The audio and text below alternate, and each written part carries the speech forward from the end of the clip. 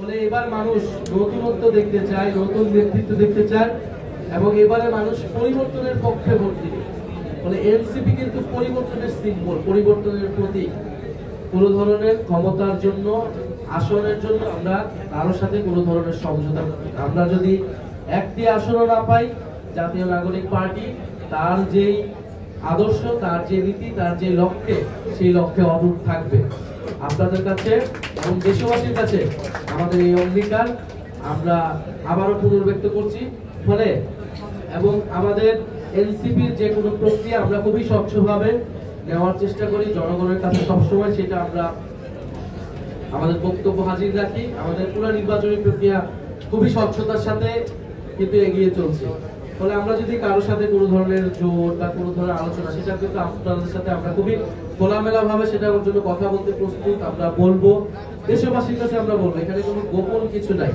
কিন্তু এক ধরনের মিডিয়া ট্রায়াল করা হচ্ছে, এর সাথে আলোচনা বা ওর সাথে আলোচনা। বাংলাদেশের 5ই আগস্ট পরবর্তী সময় কিন্তু আমাদের মধ্যে যত মতবিরোধ থাকুক না কেন, রাজনৈতিক দলগুলো কিন্তু একে অপরের সাথে আলোচনা করছে, বিভিন্ন প্রোগ্রামে যাচ্ছে, আলোচনা করছে, ইন্টারনাল ইনফর্মাল নানা আলোচনায় কিন্তু আমরা অংশগ্রহণ করছি এবং এটাই কিন্তু একটা গণতান্ত্রিক সংস্কৃতির অংশ।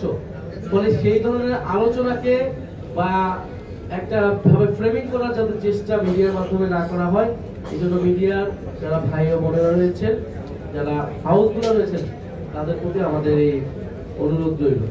প্রথমত, এই মনোনয়ন প্রক্রিয়া বাংলাদেশের ইতিহাসে প্রথমবারের মতো একটা স্বচ্ছ প্রক্রিয়া অনুসরণ করে এই মনোনয়ন তালিকা হতে যাচ্ছে। আমি মনে করি বাংলাদেশের রাজনৈতিক সংস্কৃতিতে এটাই সবচেয়ে বড় চমক এবং এই প্রক্রিয়া, এই সংস্কৃতি যদি অন্যান্য দলগুলো অনুসরণ করে, তাহলে বাংলাদেশের রাজনৈতিক সংস্কৃতিতে গুণগত পরিবর্তন আসবে এবং জনগণ যে রাজনীতির অংশীদার, শুধু দল নয়, জনগণ যে নির্বাচনের অংশীদার, তারাও প্রার্থী হতে পারে যে কেউ, এই স্বপ্নটা সবাই দেখতে পারবে। এই স্বপ্নটা এবং এই সুযোগটা কিন্তু আমরা সকলকে দেখিয়েছি, যে কেউ এসে মনোনয়ন তুলতে পারতেছে, নিতে পারতেছে এবং স্বপ্ন দেখতে পারতেছে। সে একজন তরুণ হোক, একজন রিক্সা চালক হোক, অথবা একজন আইনজীবী হোক, একজন বিশ্ববিদ্যালয় শিক্ষক হোক, একজন বিধান হোক। আমরা চেষ্টা করছি যে আমাদের যে মনোনয়ন তালিকাটি হবে, সেই তালিকাটি হবে অন্তর্ভুক্তিমূলক। আমরা ইতিমধ্যে কয়েকটি দলের মনোনয়ন তালিকা কিন্তু দেখেছি, সেই তালিকাগুলো কিন্তু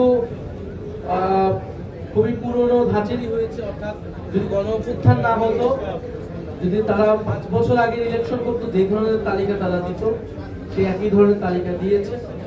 আমরা চেষ্টা করব যে আমাদের তালিকাটিতে অন্তর্ভুক্তি থাকবে সকল ধরনের সমাজের যে শ্রেণী পেশার মানুষ রয়েছে, চিন্তার মানুষ রয়েছে, ভিন্ন ধর্মের মানুষ রয়েছে, ভিন্ন জাতিসত্তার মানুষ রয়েছে, সেই সবকিছুর সমন্বয়ে একটি তালিকা আমরা প্রণয়ন করতে, পাশাপাশি আমরা তারুণ্য এবং অভিজ্ঞতার সমাবেশ ঘটানোর চেষ্টা করব।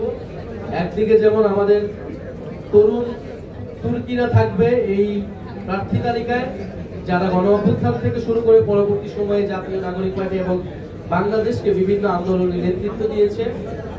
পাশাপাশি যারা বিভিন্ন এলাকায় সমাজ সেবামূলক কাজ করেছে, জনগণের পাশে থেকেছে বা রাজনীতিতে যাদের স্বচ্ছ রাজনীতিতে অভিজ্ঞতা রয়েছে, দেশপ্রেম রয়েছে, সেই ধরনের মানুষকে আমরা এই তালিকায় স্থান দেওয়ার চেষ্টা করব।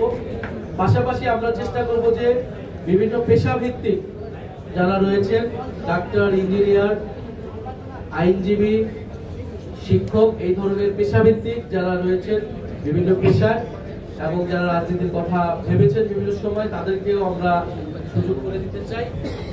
এবং সর্বোপরি আমাদের আরেকটি ইচ্ছা আছে যে যারা প্রবাসে বাংলাদেশী রয়েছে, আপনারা জানেন যে গণ অভ্যুত্থানের সময় তারা কিন্তু একটা বড় ভূমিকা পালন করেছে এবং এবারে প্রবাসী ভোটাধিকারের কথা কিন্তু খুবই জোরে সোরে আলোচনা হচ্ছে এবং এনসিপি এখানে একটা বড় ভূমিকা পালন করেছে।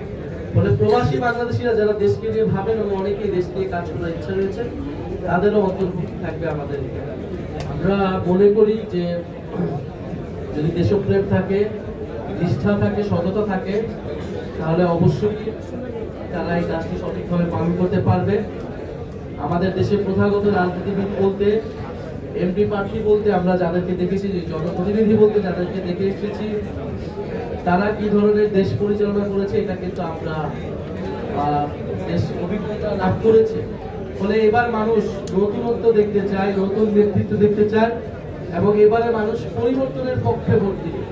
ফলে এনসিপি কিন্তু পরিবর্তনের সিম্বল, পরিবর্তনের প্রতীক। ফলে সেই পরিবর্তিত নেতৃত্বেই যারা পরিবর্তন আনবে সেই নেতৃত্বে মানুষ কিন্তু এবার আস্থা রাখতে চায়। ফলে আমরা মনে করি যারা যদি স্বপ্ন থাকে, নিষ্ঠা এবং সততা থাকে, দেশপ্রেম থাকে, অবশ্যই তারা দেশকে ভালো জায়গায় নিয়ে যেতে পারে। আমাদের মনোনয়ন তো উন্মুক্ত ছিল, সেটা যে কেউ হয়তো নিতে পেরেছে। তারপরেও আমাদের কিন্তু সেখানেও শর্ত ছিল যে ফ্যাসিস্ট সংগঠনের সাথে সংশ্লিষ্টতা 2024 সালে যারা ইলেকশন করেছে, দাবি নির্বাচনে অংশগ্রহণ করেছে, তারা মনোনয়ন দিতে পারবে না বা তাদেরকে আমরা মনোনয়ন।